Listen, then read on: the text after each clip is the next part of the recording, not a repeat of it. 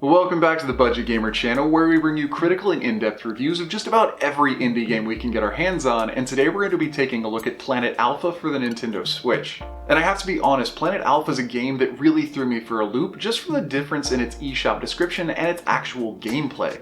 It's described pretty briefly as you playing as a distressed astronaut on an alien planet who somehow has control over day and night.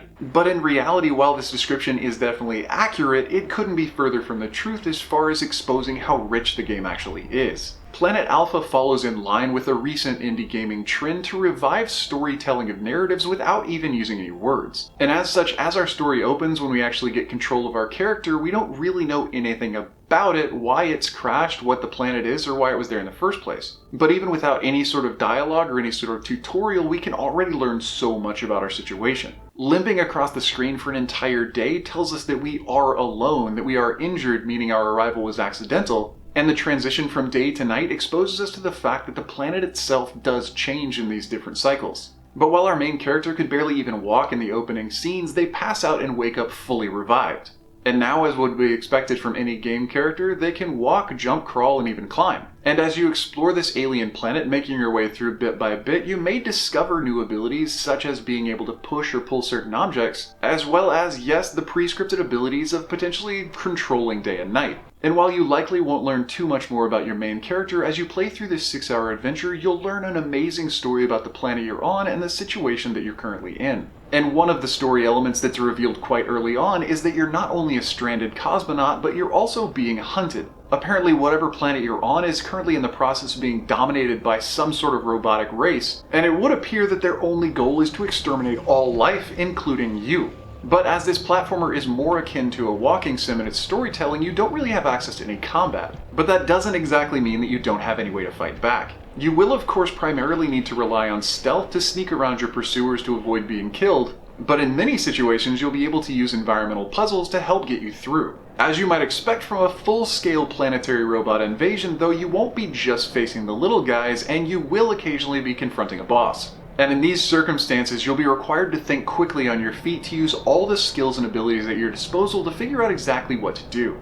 As mentioned a bit earlier in the review, Planet Alpha doesn't provide the player with any sort of tutorial or any sort of explicit story. And as such, you will need to make use of liberal lateral thinking in order to figure your way out of certain situations. The game is primarily played in a very scripted side-scrolling manner, but that doesn't always hold true. There are some areas of the game that may have a nearly vertical descent, as well as some areas that'll go from left to right or right to left. And regardless of whether you find yourself in front of some giant 3D render of a solar system or in some sort of low-gravity space environment, it's going to be completely on the player to figure out what all of this means and how to navigate their way through it. And though this lack of explicit guidance may occasionally have you wondering if you're going the right way, no matter where you go in the game, you're going to be surrounded by an absolutely gorgeous environment.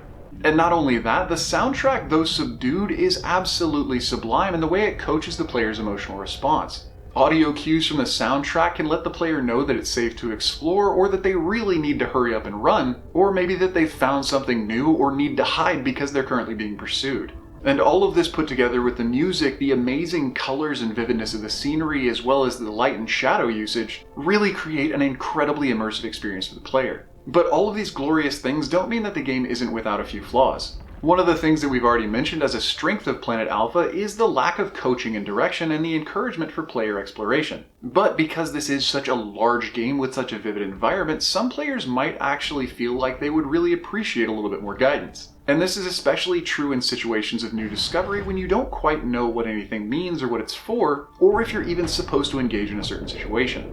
But that being said, in sticky situations like boss fights, respawns are pretty much instantaneous and autosaves are pretty generous, so if you do end up going the wrong way and falling off a cliff, you can immediately try again. Another one of Planet Alpha's strengths that also turns out to be one of its weaknesses is the gorgeous environment. In many situations, the camera pans out to show you the absolute depth of the scenery you're currently in, which in certain situations can help you to actually lose your character. And while this probably isn't a huge deal if you're playing on a big screen, this probably could be an issue if you're playing in handheld mode. Additionally, this is a 2.5D game where the player is completely restricted to the two-dimensional progression, but enemies can walk in and out in 3 dimensions, and certain artifacts that look like they could be climbable or platformable sometimes aren't. And this is definitely one of the things that can add to some player confusion as to whether they're doing the right thing or not. And another point, if not critique, just a point to note, is the control of the game's day and night cycle. It does actually take quite a while to get a hang of exactly what the day and night cycle does and how it affects the environment around you.